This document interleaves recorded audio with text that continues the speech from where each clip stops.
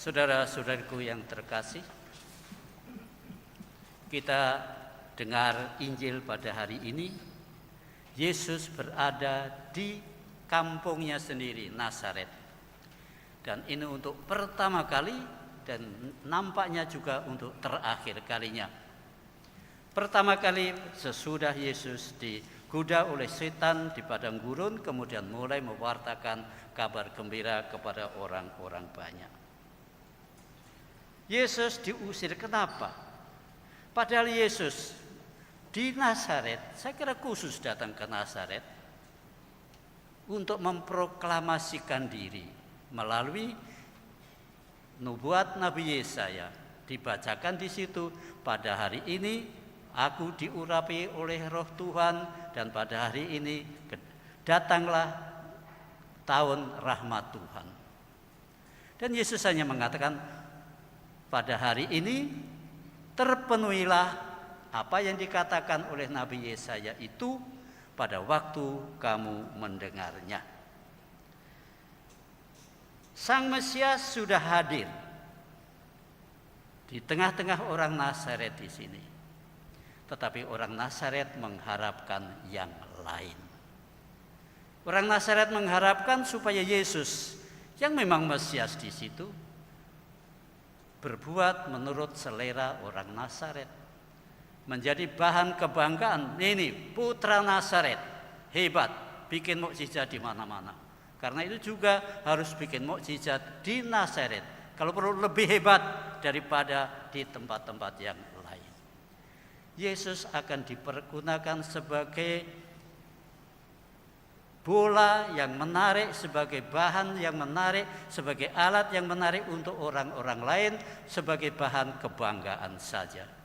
Sebagai tukang sulap, tukang mukjizat yang bisa membuat Nazaret terkenal di mana-mana dan banyak orang datang sebagai pariwisata. Saya kira kalau kita ungkapkan pada istilah zaman ini.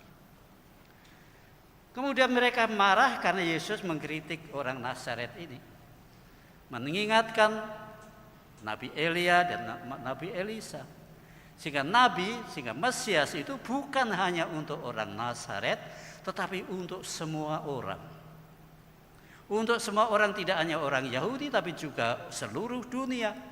Karena itu digambarkan pada waktu zaman Elisa, tidak ada orang Israel yang disembuhkan, tapi justru orang asing, orang dari Sidon itu, dan seterusnya.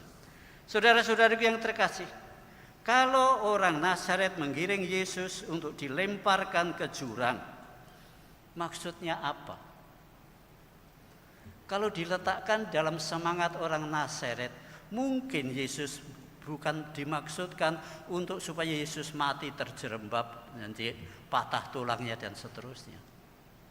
Orang Nazaret ingat, di dalam Mazmur, di dalam kitab-kitab para nabi dikatakan, putraku Sang Mesias tidak akan dibiarkan oleh Tuhan kakinya menyentuh batu. Malaikat akan diutusnya supaya selamat. Godaan semacam ini juga pernah dilakukan oleh setan setelah Yesus berpuasa di padang gurun 40 hari 40 malam itu, antara lain dibawa ke hubungan bait Allah di Yerusalem, lalu disuruh terjun. Kalau kamu memang anak Allah, terjun. Karena tertulis dalam kitab suci, tak akan pernah batu pun menyentuh kakimu, karena malaikat Tuhan akan menatang engkau. Kalau itu terjadi di Nazaret, hebat sekali Nazaret. Sehingga orang Nazaret mau melemparkan Yesus bukan untuk membunuhnya, tapi supaya terjadi mukjizat yang lebih hebat lagi. Yesus tidak mau diperalat semacam itu. Lalu dia menerobos saja di tengah-tengah mereka, pergi. Karena itu saudara-saudari yang terkasih, kita melihat di sini kebanggaan diri, berbangga diri secara berlebih-lebihan, menempatkan Yesus sebagai pembuat mukjizat seperti yang dilakukan oleh orang-orang Nazaret, ternyata berbuah sangat jelek. fatal. Yesus meninggalkan orang Nazaret yang tertutup hatinya itu dan tak pernah kembali lagi. Saudara-saudariku yang terkasih, Yesus tidak mau berbuat menurut selera orang-orang yang ada di situ, menurut selera rakyat supaya menjadi populer. Yesus membuat mukjizat bukan untuk mencari popularitas. Mukjizat yang dibuat oleh Yesus dalam rangka mewartakan tugas perutusannya, yaitu mencari orang-orang yang berdosa dan menebusnya untuk keselamatan manusia. Yang diperlukan ialah keterbukaan hati kita, keterbukaan orang Yahudi, keterbukaan para pendengar itu, sehingga Tuhan bisa masuk ke dalam kehidupannya, ke dalam hatinya, dan bisa berkarya. Kita harus hati-hati supaya kita tidak seperti orang-orang Nazaret itu. Semangat yang berlebih-lebihan sering malahan justru menunjukkan egoisme. Dan semangat egoisme itu menutup diri karena menganggap dirinya secara pribadi maupun kelompok dapat menjadi yang paling besar, sehingga berbangga-bangga bukan atas Tuhan, tetapi sebenarnya atas dirinya sendiri. Semangat yang menggelora, menggebu-gebu, tapi tidak tahu batas. Ada beberapa contoh. Di paroki saya dulu, ada seorang yang sangat rajin. Menolong ini, menolong itu. Kalau ada upacara di gereja, kalau ada upacara apapun juga dia selalu menolong. Tidak hanya menolong dengan tenaga, tapi dengan duit, dengan macam-macam. Pada suatu pagi, ada perayaan apa saya lupa, karena terjadi sebelum saya datang. Pagi-pagi dia terpeleset di depan gereja, jatuh pingsan. Apa reaksi dia? Tuhan tidak adil terhadap saya. Saya sudah ini, sudah itu, sudah itu, sudah itu. Kok saya dibiarkan jatuh? Lalu saya tanya, Bu, sudah sarapan belum pagi itu? Belum, Romo. Ya itu, karena lapar itu, ibu jatuh. Tapi kan Tuhan bisa mencegah saya supaya jangan jatuh, dan seterusnya. Kemarahan terhadap Tuhan diungkapkan, dia tidak mau lagi nyambut komuni. Memang dia masih ke gereja, memang juga masih aktif, tapi tidak mau lagi. Marah. Apakah itu kehidupan iman kita terhadap Yesus Kristus? Apakah itu? Apakah dia pernah menerima Yesus Kristus di dalam hatinya sebagai Tuhan, sebagai yang memelihara hidupnya? Mungkin seperti orang Nazaret juga, Yesus dipakai untuk berbangga-bangga saja. Lihat, saya telah melayani Yesus, saya telah berbuat banyak untuk Yesus, saya telah itu untuk Yesus. Tapi Yesus ada di luar dirinya, tidak masuk. Contoh yang kedua,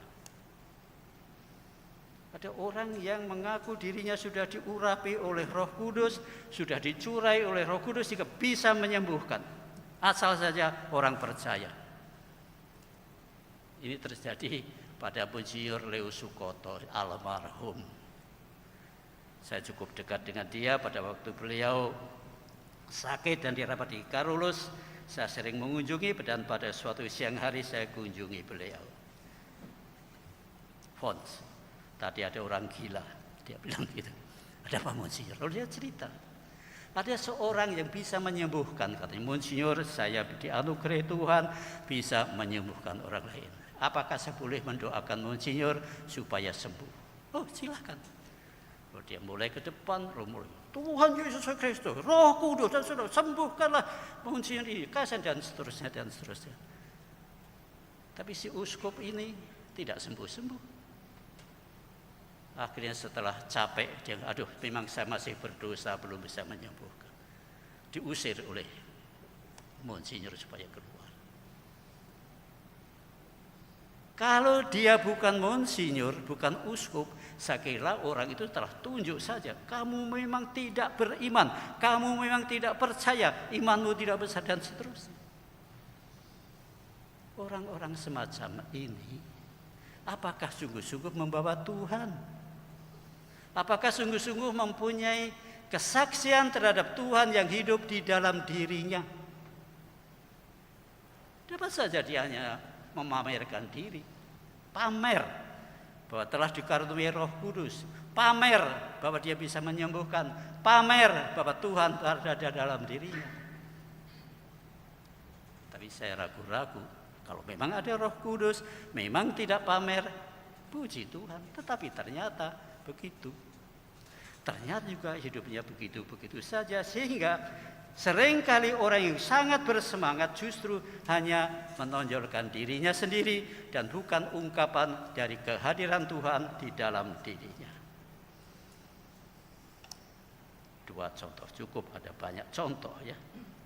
Apakah orang-orang semacam itu sungguh memiliki Roh Kudus, sungguh memiliki Yesus? Saya tidak tahu. Jangan-jangan Yesus dan Roh Kudus memang tidak pernah ada di dalam orang itu. Yang penting ialah saya bagaimana, kita sendiri ini bagaimana. Apakah juga kita tidak juga secara kecil-kecilan mungkin juga ya, membuat Tuhan juga sebagai pembantu kita, membuat Yesus Kristus sebagai jongos kita, yang kita perintah-perintah. Perintah dengan novena, perintah dengan doa, perintah dengan sumbangan, perintah dengan kolekte, perintah dengan macam-macam. Tapi sebenarnya setelah permohonan saya tidak dikabulkan, bisa saja mempersalahkan Tuhan. Tuhan gimana sih? Kan saya sudah kolekte sekian, kan saya sudah begini, kan saya sudah begitu. Kok tidak dikabulkan doa saya? Itu berarti bahwa semua tindakan-tindakan yang pada dasarnya baik itu hanya umpan untuk Tuhan, supaya Tuhan mau saya perintah, supaya apa yang saya mohon ini dikabulkan. Saudara-saudaraku yang terkasih, sekali lagi pesan dari Injil pada pagi hari ini, kiranya bukalah hatimu terhadap Tuhan yang memperkenalkan diri kepadamu. Buka hatimu. Tuhan datang bukan untuk sebagai jongos yang diperintah-perintah, tapi Tuhan mau berkarya di dalam diri kita, di dalam dirimu, supaya kita menjadi semakin baik, supaya kita dapat semakin bisa menyesali dosa-dosa kita, dapat memperbaiki apa yang keliru tanpa takut-takut atau malu-malu, dan tidak membuat Yesus sebagai alat-alat kita. Kita membuat Yesus sebagai alatnya, sebagai bahan untuk kebanggaan seperti orang-orang Nazaret tadi. Jangan-jangan Yesus menyelinap pergi dan tak akan kembali. Tak akan kembali bukan karena Yesus tidak mau, tak akan kembali karena kita yang menutup diri dan tidak membiarkan Tuhan ada dan hadir bekerja di dalam hidup kita, karena kita mau membuat Tuhan, mau membuat Yesus, mau membuat Roh Kudus itu sebagai suruhan saya dengan macam-macam permohonan, macam-macam perintah. Semoga saya terhindar dari bahaya itu. Marilah kita sekarang berdiri.